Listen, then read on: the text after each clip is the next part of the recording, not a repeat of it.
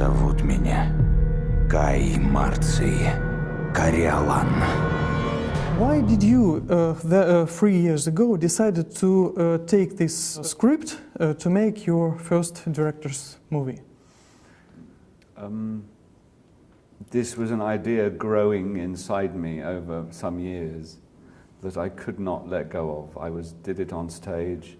I felt that there was this very provocative political thriller, if you like, underneath this Shakespeare play that I felt could have cinematic value. And I guess, like it became a belief, you know. I think I like its confrontational quality. I like the fact that Shakespeare proposes an extremely difficult leading hero, anti-hero. I like it that it's not easy for us to like him, that we have to wrestle. It's a challenge to an audience. You can't be complacent watching Coriolanus. You can be angry, you can be frustrated, but you can't be complacent.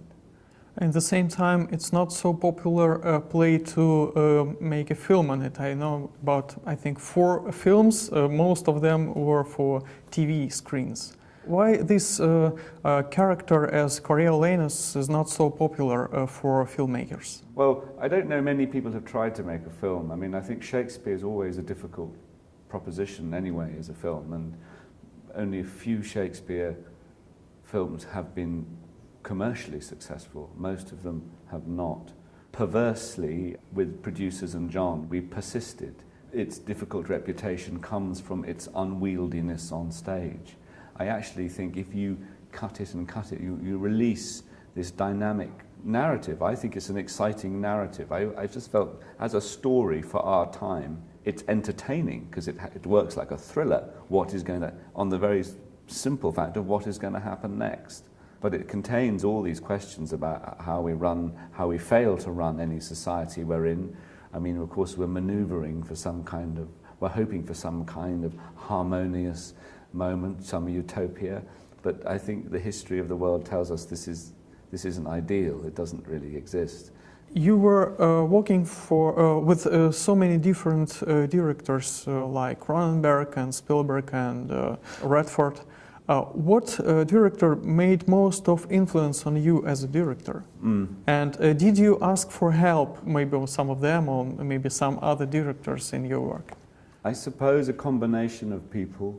Fernando Meirelles, who directed The Constant Gardener, his DP, Cesar Chalon, they had a wonderful, loose, fluid style, which Barry Ackroyd, cinematographer. It's now, of course, this handheld, immediate style is very fashionable, but I knew that I had limited resources, I had a shortage of time, that I needed to move very, very fast with someone whose camera can create, through use of lens and the use of movement, a strong physical dynamic. And Barry Ackroyd can do that, often on a long lens, often the way he instinctively frames a shot and moves it. He has a genius eye. In the moment he will find a face and angle that is always exciting, and he does it quickly. He also works with Ken Loach a lot, who has a very different style. Ken Loach is very considered, the camera's seemingly passive and watching and observing. I love this filmmaking, but under pressure it's very hard. I think you need time. Well, one question from one of our readers, Igor Man. He asks, you are going to play in a movie based on Ivan Turgenev's Month in the Country movie. Is it true? Right now it's possible, but we have many discussions and negotiations. I would like to be in a Russian film of Turgenev. It would be a great honor. I've heard that you are going to shoot a story about Invisible Woman about Charles Dickens. Who's going to play Dickens in your movie? I don't know yet.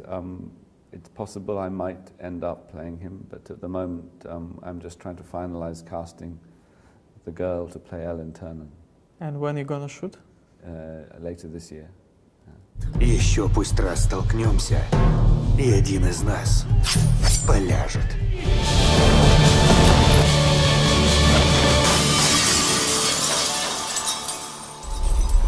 Кориолан. Как мщение, сладкий. Номинант на Оскар Рэйфом Файнсом, обладатель Оскара Ванесса Редгрейв, Джерард Батлер, Брайан Кокс, Джессика Честейн.